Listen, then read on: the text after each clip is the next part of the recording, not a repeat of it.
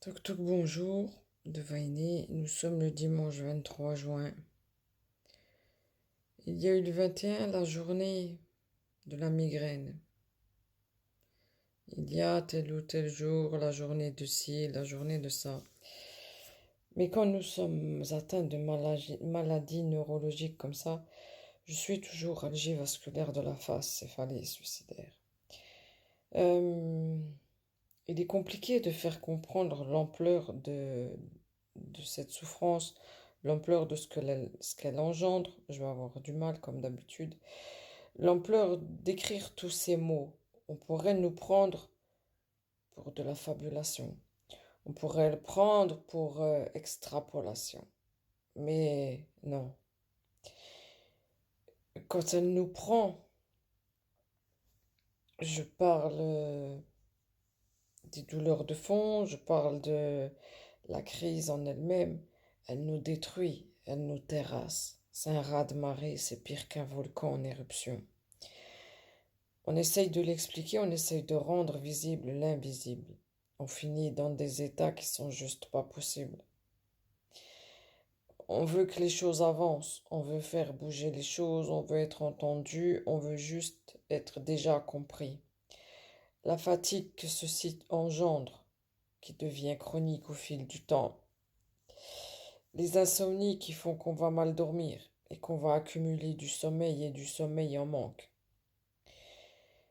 Les aléas de la vie qu'il faut quand même faire, le quotidien, essayer de faire les choses en restant debout, même si certains on ne peut plus travailler. C'est déjà en soi une bonne claque. On essaye de faire des petites choses, on essaye de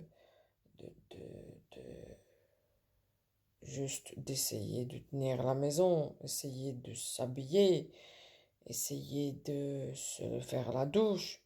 Tout ça est le parcours du combattant quand on est atteint, algivasculaire de la phase chronique.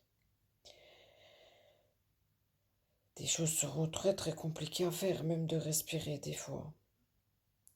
On attend le répit quand on est AVF de jour, essayer de dormir un peu la nuit. Mais c'est tellement séquencé qu'on ne dormira pas. Très mal. Donc le repos ne se fait pas.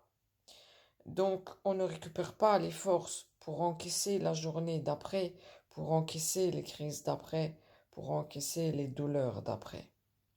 Les jours passent et le chemin se repasse.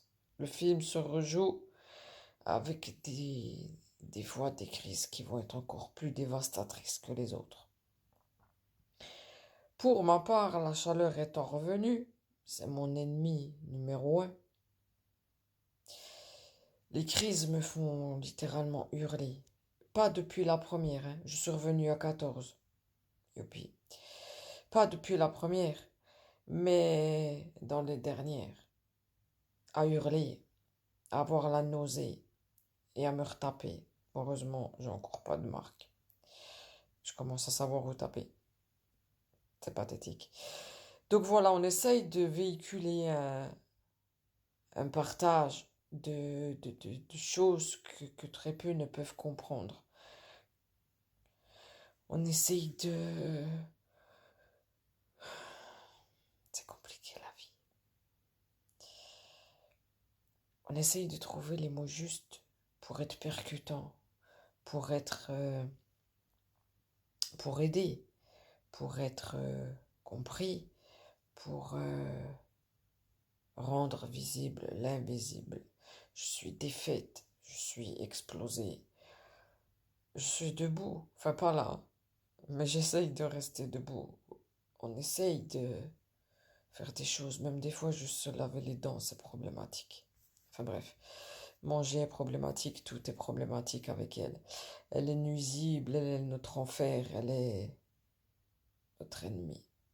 Elle fait partie de nous, même si on espère ne plus la voir. C'est comme ça, on essaye de s'adapter et on fait avec. Jusqu'à quand?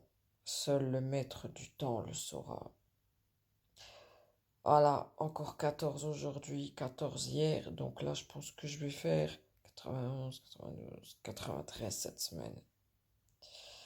Demain est un autre jour. Demain est un autre combat. Un petit bout de mon enfer dans un monde presque parfait.